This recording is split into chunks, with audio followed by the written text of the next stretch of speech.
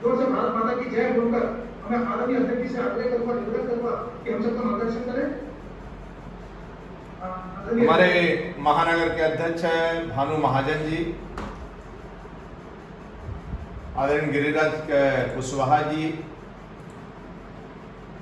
आगरा जिला के एससी मोर्चा वासुदेव दिवाकर जी, हमारे प्रदेश मंत्री सीमंत राजौरा जी, राकेश चौधरी जी, हमारे विजय सक्सेना जी, भारतीय वायुसेना के पूर्व लेफ्टिनेंट कमांडर और आईटी के प्रमुख कार्यकर्ता, अपने उद्बोधन को शुरू करने से पहले मैं आप सभी को प्रणाम करता हूं। मैं भारत के अपने उद्बोधन को शुरू करने से पहले मैं भारत के विख्यात सामाजिक कार्यकर्ता, अर्थशास्त्री, कानूनविद, राजनेता और महान समाज सुधारक डॉक्टर भीमराव अंबेडकर जी का स्मरण करता हूं, उन्हें नमन करता हूं। उनको हमारे देश में एक महान व्यक्तित्व और नायक के रूप में माना जाता है तथा वह लाखों करोड़ों लोगों के लिए प्रेरणा स्रोत भी है। उन्होंने अपने संपूर्ण जीवन में दलितों और अनुसूचित जातियों के अधिकारों के लिए, छुआछूत और जाति भेदभाव जैसी सामाजिक बुराइयों के खिलाफ संघर्ष किया। उन्होंने भारत के संविधान को तैयार करने में अपना महत्वपूर्ण योगदान दिया। प्रधानमंत्री आदरणीय नरेंद्र मोदी जी इसे भाजपा का सौभाग्य मानते हैं कि लगातार प्रयासों के बाद बाबा साहब से जुड़े तीर्थ स्थलों को पंच तीर्थ के रूप में विकसित करने में सफलता मिली। बीते 5 वर्ष में दिल्ली में महू, नागपुर, मुंबई और लंदन, जहां जन्म से लेकर शिक्षा, ऐसे बाबा साहब से जुड़े 5 स्मारकों को भव्य पंच तीर्थ के रूप में सरकार द्वारा विकसित किया गया। आज के इस वर्चुअल सम्मेलन में आगरा से जुड़े सभी भाई बहनों को एवं मित्रों को मेरा नमस्कार है। आज जब हम इस संवाद कार्यक्रम से जुड़े हैं तब पूरा देश ही नहीं, पूरी दुनिया कोरोना महामारी से जंग में लड़ रही है। मैं कामना करता हूं कि आप एवं आपके परिवार के सभी सदस्य स्वस्थ एवं सुरक्षित होंगे। आपके आगरा का ताजमहल तो विश्व में प्रसिद्ध ही है ही साथ आपके यहाँ का पेठा, देवराम का चाट, बेड़म आलू, जलेबी, भगत हलवाई भी काफी प्रसिद्ध है। उम्मीद करता हूं कि लॉकडाउन समाप्त होने के बाद जब भी आगरा आने का और आप सभी से मिलने का अवसर प्राप्त हुआ तब हम सब इन चीजों और जगहों को आनंद ले सकें। मोदी सरकार 2 के पहले वर्ष में देश के यशस्वी और तेजस्वी प्रधानमंत्री आदरणीय नरेंद्र मोदी जी के कुशल नेतृत्व में केंद्र ने कड़े और बड़े फैसले लेकर देश के करोड़ों देशवासियों की आकांक्षाओं को पूर्ति की। मोदी सरकार पहले कार्यकाल के कल्याणकारी नीतियों की निरंतरता को जारी रखते हुए सबका साथ, सबका विकास और संकल्प और देश की एकता, अखंडता और सुरक्षा को सुनिश्चित किया है। उनके नेतृत्व में 2000 में बनी सरकार की गरीब कल्याण को समर्पित नीतियों और योजनाओं निरंतरता के साथ देश के विकास के लिए, भविष्य के आत्मनिर्भर भारत बनाने की दिशा में एक भारत श्रेष्ठ भारत की भावना के साथ आगे बढ़ रही है। अनुसूचित जाति और जनजातियों के उत्थान के लिए भी मोदी सरकार पूर्ण रूप से कार्यरत है। अनुसूचित जाति और अनुसूचित जनजाति वर्ग के व्यक्तियों की विभिन्न कारणों से अत्याचार अपराध की घटनाओं की रोकथाम के लिए भारतीय दंड संहिता के साथ अनुसूचित जाति एवं अनुसूचित जनजाति अत्याचार निवारण अधिनियम 1989 का प्रावधान किया है। प्रधानमंत्री आदरणीय नरेंद्र मोदी जी के नेतृत्व में केंद्र सरकार सबका साथ, सबका विकास और सबका विश्वास के मंत्र के साथ आगे बढ़ रही है। मोदी सरकार ने 2020-21 के आम बजट में अनुसूचित जातियों के कल्याण की योजनाओं को संचालित करने के लिए 53,700 करोड़ रुपए का विशाल आवंटन किया था। मोदी सरकार ने दलित विद्यार्थियों में प्राथमिक से लेकर उच्च शिक्षा तक सहूलियत के लिए कई प्रावधान किए। सरकार ने इस बार के बजट में दलित विद्यार्थियों में उच्च शिक्षा को प्रोत्साहित करने वाली मुख्य योजना पोस्ट मैट्रिक स्कॉलरशिप अनुसूचित जाति में 2,987 करोड़ का प्रावधान किया गया। इतना ही नहीं, दलितों के शैक्षणिक कल्याण की अन्य योजनाएं फ्री मैट्रिक स्कॉलरशिप में सरकार ने 115 करोड़ रुपए के बजट को बढ़ाकर 700 करोड़ रुपए किया। आदरणीय मोदी जी ने दलित समाज को आर्थिक रूप से और मजबूत करने के लिए कई योजनाओं की तरह मुद्रा योजना की शुरुआत की और साथ ही उद्यमियों को हर संभव मदद देने के लिए अनुसूचित जाति हब की स्थापना की गई। दलित युवाओं को स्वावलंबी बनाने के लिए केंद्र सरकार के तरफ से कई योजनाएं प्रधानमंत्री मोदी के कार्यकाल के प्रथम वर्ष से ही चलाई जा रही हैं। केंद्र सरकार राज्य के अनुसूचित जाति निर्माण विभागों को धन देती है, जिसका द्वारा दलित परिवारों को आर्थिक रूप से मजबूत करने के लिए कई योजनाओं के तहत लोन देने का कार्य किया जाता है। प्रधानमंत्री आदर्श ग्राम योजना के तहत उन गांवों को आदर्श गांव में विकसित किया गया जिनकी आबादी में 50% जनसंख्या अनुसूचित जातियों की है। दलित परिवारों के बच्चों को रोजगार उपलब्ध कराने के लिए राष्ट्रीय अनुसूचित जाति वित्त एवं विकास निगम के द्वारा कौशल विकास का पूरा खर्च वहन किया जाता है। राष्ट्रीय पारिवारिक लाभ, इस योजना के अंतर्गत गरीबी रेखा के नीचे जीवन यापन करने वाले परिवार के कमाऊ मुखिया जिसकी आयु 18 वर्ष से अधिक एवं 60 वर्ष से कम हो कि मृत्यु के दशा में मृतक आश्रित को 30,000 की एक मुफ्त सहायता दिए जाने का प्रावधान है। केंद्र सरकार के साथ साथ राज्य सरकार में भी अनुसूचित जातियों के विकास के लिए प्रतिबद्ध है। उत्तर प्रदेश सरकार द्वारा पूर्व 10वीं छात्रवृत्ति योजना के अंतर्गत अनुसूचित जाति कक्षा 9 और 10 के छात्रवृत्ति हेतु पात्रता के लिए अभिभावक की आय सीमा 2,50,000 वार्षिक परिवार निर्धारित की गई है। प्रदेश में अनुसूचित जाति एवं अनुसूचित जनजाति के लिए अनुसूचित जाति एवं जनजाति के लिए 94 राष्ट्रीय आश्रम पद्धति विद्यालयों को संचालन किया जा रहा है। अपने घर से दूर रहकर अध्ययन करने वाले अनुसूचित जाति के छात्र छात्राओं की आवासीय समस्या के निदान हेतु समाज कल्याण विभाग द्वारा छात्रावासों का निर्माण किया जा रहा है। इन छात्रावासों में छात्रों को निःशुल्क आवासीय व्यवस्था, फर्नीचर, विद्युत की सुविधा उपलब्ध कराई जा रही है। अनुसूचित जाति के गरीबी रेखा के जीवन यापन करने वाले ऐसे परिवार जिनके वायु 21 वर्ष तथा कन्या की आयु 18 वर्ष हो, उनको रुपए 20,000 की अनुदान राशि आवेदक बैंक के खाते में सीधे अंतरित की जाती है। मोदी सरकार के 6 साल के कार्यकाल में देश के 34 करोड़ से अधिक लोगों को जन धन योजना के माध्यम से बैंकिंग व्यवस्था से जोड़ने का काम किया है। गरीब परिवारों को करोड़ों महिलाओं को उज्ज्वला योजना के तहत 9 करोड़ से अधिक एलपीजी सिलेंडर दिए गए।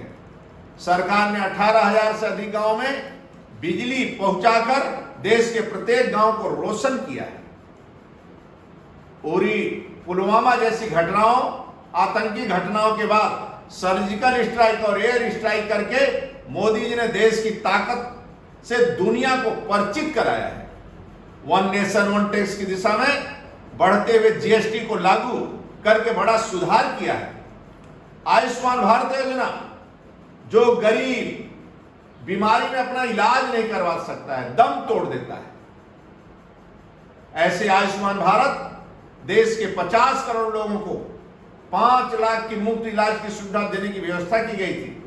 मुझे बताते हुए हर्ष हो रहा है कि गरीब जिनकी जो लोग इलाज करने के लिए पैसा नहीं रहता था, साहूकार से लेते थे, आज इसका लाभ अब तक 1 करोड़ से अधिक लोगों को मिला है। विश्व में ऐसी योजना नहीं है।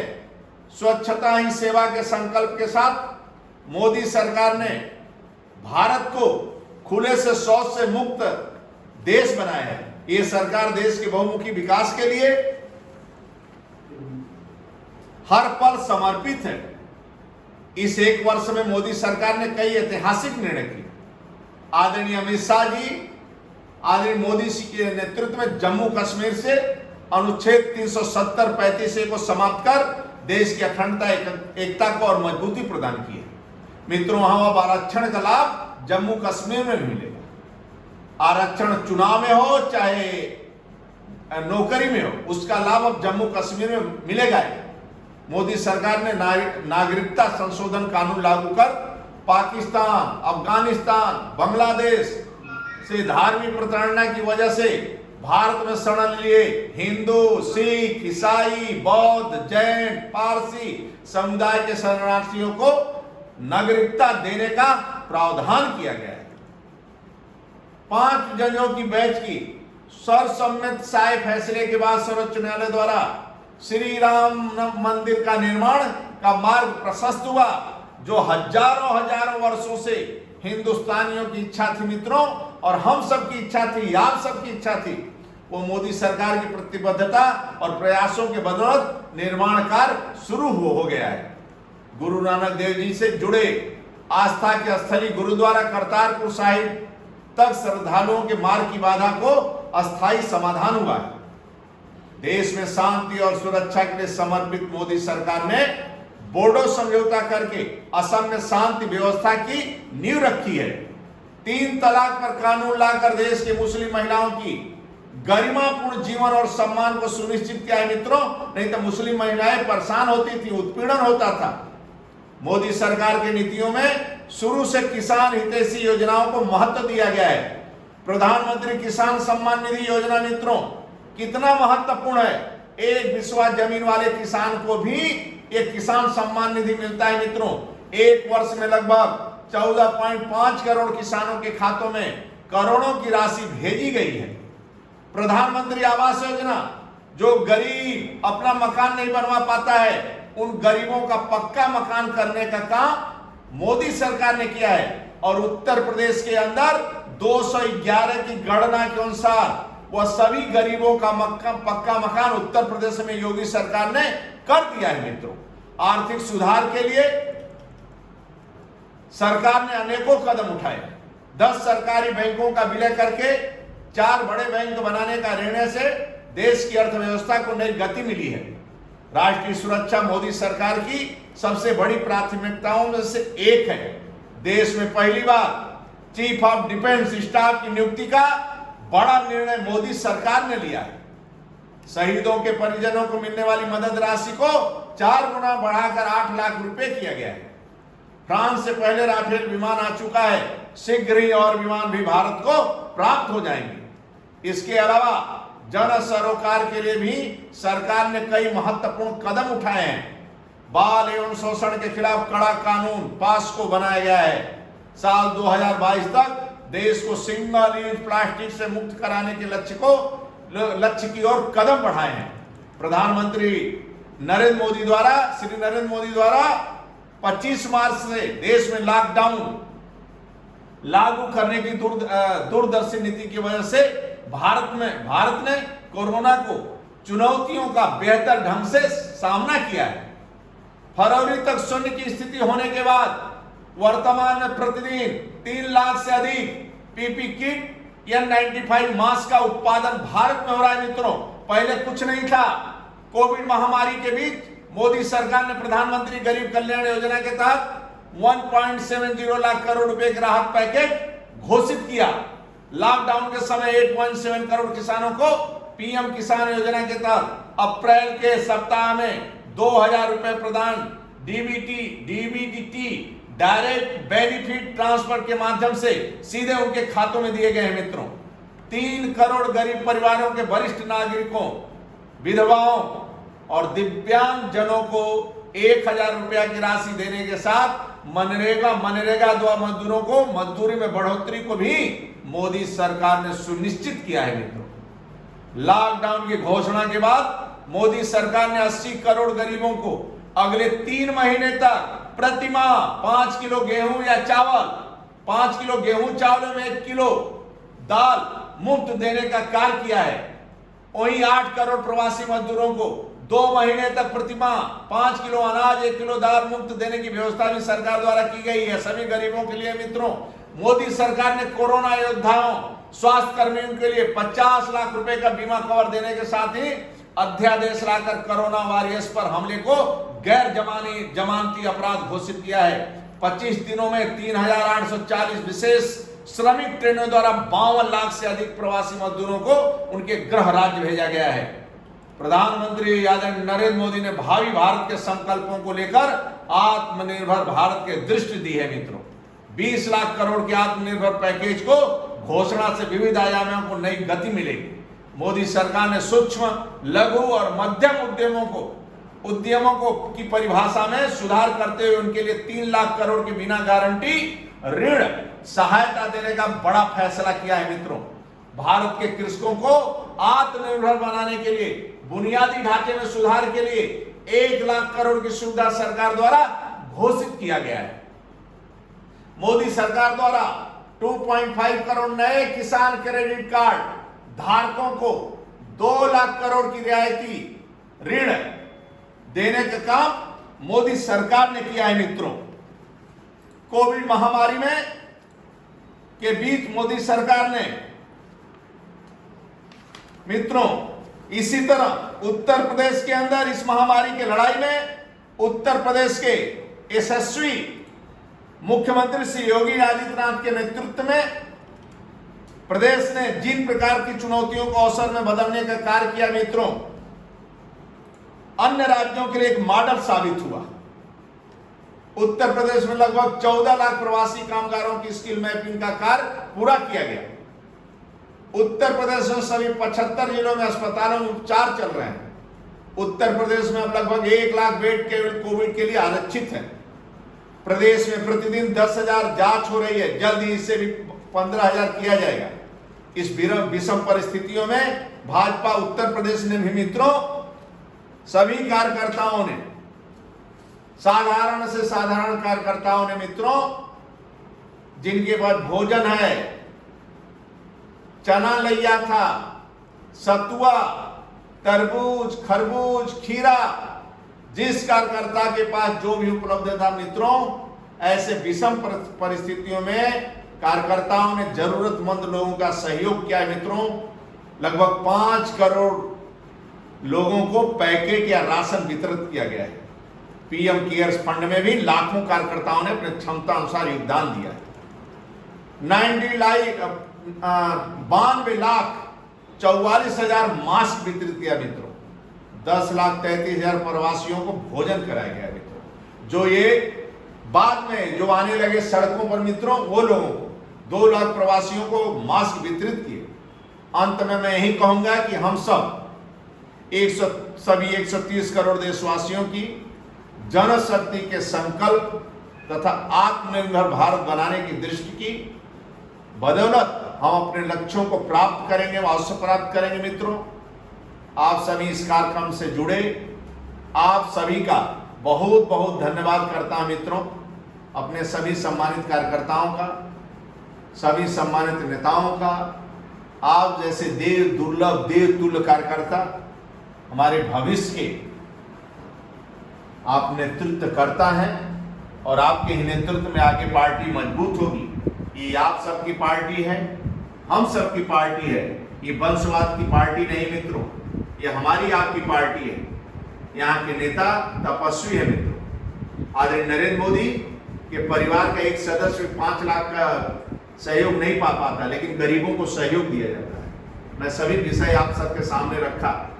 आदरणीय मोदी जी देश के लिए गांव, गरीब किसान, झुग्गी झोपड़ी इंसान, आदिवासी, वनवासी, गरीब, दलित, शोषित जो भी है मित्रों, संपूर्ण देशवासियों के लिए मरते हैं और इस भारत माता का दुनिया के अंदर जय जयकार हो, यही जीवन का हम सबका लक्ष्य है। आप सबको बहुत बहुत धन्यवाद मित्रों, बहुत बहुत धन्यवाद।